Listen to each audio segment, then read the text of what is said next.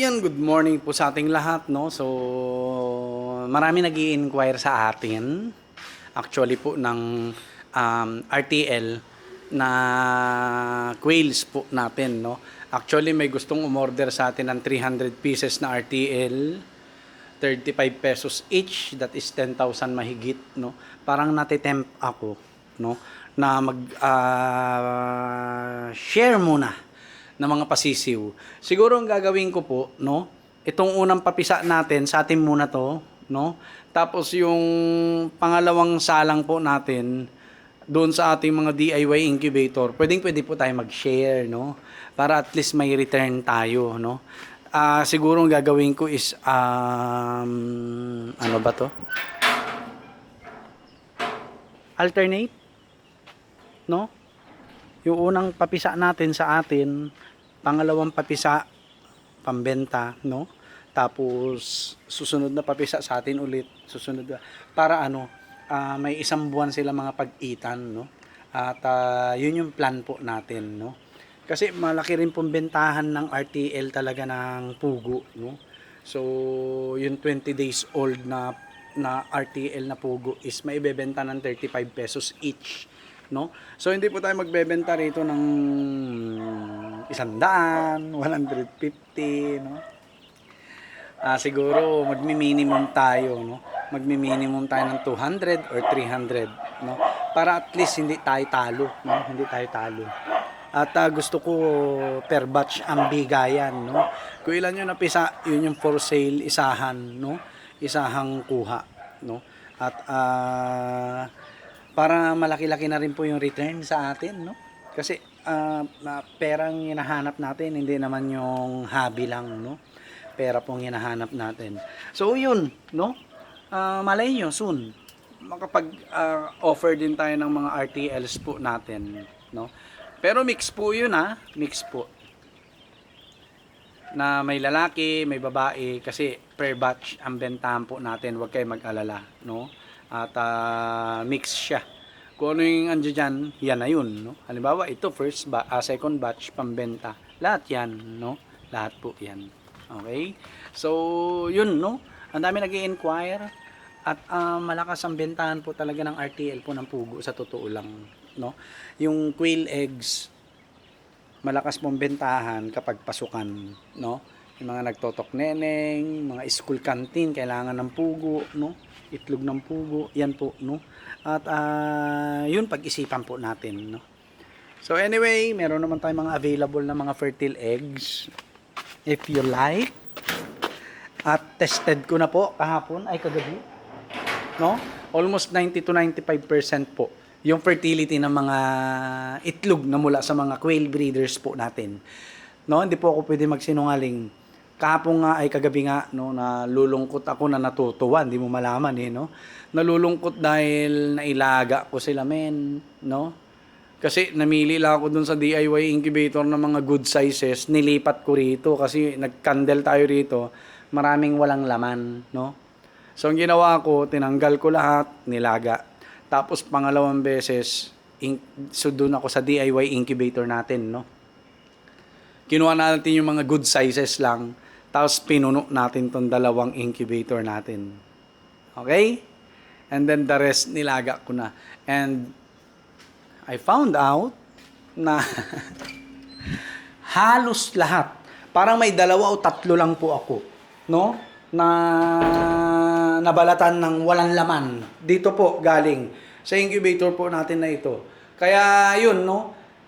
Masaya rin in a sense na nalaman ko na ang taas ng fertility rate ng ating mga breeders. So wala na akong alinlangan, yung mga ibebenta natin mga quail fertile eggs ay mataas kaya ang fertility, no? May mapipisa kaya, kasi medyo nahihiya ako noong una magbenta, no? Dahil hindi ko pa alam sa sarili ko, no, na mataas yung fertility ng mga quail fertile eggs natin. And yun, no? Masasabi ko po 90 to 95%, hindi ako pwede magkamali, no? Na-post ko pa yan kanina madaling araw, no, na 90 to 95% fertile yung itlog, no? So, pangalawa, hindi rin ako mag-aalinlangan na mag-load sa incubator natin sa loob ng 1 taon. Bakit? Dahil alam ko na mataas ang fertility rate ng ating mga breeders. Kaya nga hindi ko nagagalawin po yan, no? Kung sino na yung mga nasa taas, sila lang yun. Kasi nag-iisip ako noon na baka hindi fertile or kaya baka mababa yung fertility. Baka mas maraming lalaki sa taas, tapos mas marami yung babae sa baba. Yun yung iniisip ko po. Pero ngayon, nawala na po lahat ng agam-agam natin. So after natin mag-collect ng itlog, 4 to 5 days, maglo-load na ulit tayo ng quail eggs po natin doon sa mga DIY incubators po natin. Anyway, ito mga to, mapipisa po to ng 17 at saka 17 at saka 22. Ayan, no? 17, May 17 at saka May 22. Okay? Abang-abangan nyo po yan. So, yun, no? Mas lumalamang na natutuwa rin ako. Kasi first time natin eh. First time natin mag-alaga ng mga pugo, ng mga breeders. First time natin mag-breed. First time natin mag-incubate. Kasama po yan, no? So, all in all, it's a blessing din na nilaga ko sila tapos nakita ko na fertile sila. No? So, malakas ang loob ko ngayon na magbenta po ng mga fertile eggs po sa inyo. Okay? Ayan po ang ating mga fertile eggs. Okay? Kung gusto nyo po makapag-acquire ng mga fertile eggs, PM nyo lang ako, no? 4 to 5 days, mas maganda 4 days ng egg collection kukunin nyo na. Tapos ilalagay na agad diretso sa incubator, no? At para at least mataas yung fertility rate po. Kasi maximum 5 days lang ang egg collection po, no, ng fertile eggs. Okay? And huwag kayo mag-alala kasi maganda ang temperature dito sa loob ng bahay. Madalas naman ako naka-aircon at nag-high blood nga ako nitong mga nakaraang araw, no? At malamig dito. So secured yung mga fertile eggs po natin. Okay? And masaya lang talaga. Kahit papaano, napakinabangan natin yung mga itlog ng pugo. Ayan. Ready na tayo sa tag-ulan. May burong itlog ng pugo na tayo, no? So, sa pagbuburo naman, kailangan careful po kayo magbalat ng itlog ng pugo kasi pag na-expose yung yolk niya, yung dilaw, reject na po yun. Kasi ang tendency po niyan, sasama yung yolk niya sa mismong solution natin dyan, no? Ang tendency po, pwede niyang sirain agad or bumaba yung shelf life ng ating burong itlog ng pugo. Yan, no? So, at least hindi pa rin tayo talo. May pangkonsumo pa din, ayan, no? And soon, magbebenta rin po tayo ng ganyan. Pero, ang focus ko sa ngayon is breeding po talaga. Breeding. And, pagtitinda po ng fertile eggs at saka table eggs, no? So, fertile eggs, yung nilalagay sa incubator, magiging sisiw, may similya. Yung table eggs po, walang similya, pangkonsumo lang po talaga. Kahit ilagay nyo sa incubator, hindi mapipisa. And, soon, pinag-iisipan ko po kung magbebenta na rin tayo ng RTL kasi para makabawi-bawi na tayo ng malaki-laki. Pero, yun, pag-iisipan natin kasi gusto ko magparami muna ng mga layers. And at the same time, iniisip din natin na malaki ang kita sa RTL. Basta't may minimum ako, no? So, pwede tayo mag-minimum ng 300 pieces, no? It depends. It depends. Kasi, sa pagpapalaki po ng RTL, kailangan nyo ng brooder, kailangan nyo ng layer, and yan, mapagpapagawa pa lang po kasi tayo, no? At gusto ko po matest sa sarili ko yung mga layer cage natin. Layer cage at saka itong brooder na gagawin namin dito yung Boss Mark. Yan, gagawin namin brooder yan. Yung 4 na scratch pen na yan. Tapos itong growing pen 1 and 2 natin, bali dosing square pen yan, gagawin namin layer cage. Layering cage or growing out cage, no? Para kung sakasakali magbebenta na tayo ng RTL, andyan lang sila, no? O yung batch 1, itong first 4 na yan, for benta na, no? Mga ganun po, no? Ang plan po natin.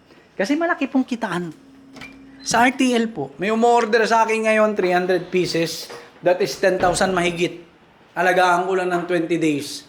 Yung sisiw, mabebenta ko na siya ng 35 pesos each. Kaya labanan po sa pugo business or quail farming business, pag magbebenta kayo ng RTL is yung quantity. Ayan. Iwasan yung magbenta ng sobrang kakaunti. 50 pieces, 100 pieces, 150 pieces. No, hanggat maaari, iwasan nyo. Mas maganda isang batch, boom. No? Kung ilan yung papisa nyo ng per batch at available, lahat yun ibenta nyo sa iisang tao kung kaya nila.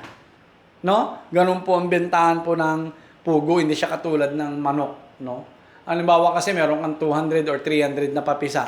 Ang kukunin lang is 150 o kaya 200. May matitira sa batch mo, 100. Gagawin mo layers, malilito ka na, no? Malilito ka na kasi for culling na ba to? Ganyan, no? Malapit na ba siya ikal, no? Siyempre tayo hindi naman natin mamomonitor yan. Pag-aaralan pa natin yung monitoring sa mga pugo na bumababa na ang egg production, ganyan po, no? So, yun po ang plan natin sa ngayon, no? Fertile eggs, quail eggs. Tapos, mag-buy and sell tayo ng quail meat. Ayan. And then, yung RTL, pag-isipan po natin, kasi ang priority ko po talaga is magparami muna. Hindi ko po sinasara yung sarili ko na magbebenta ako someday ng RTL na mga pugo. Alright? So, yun lang po. God bless po sa ating lahat. Peace!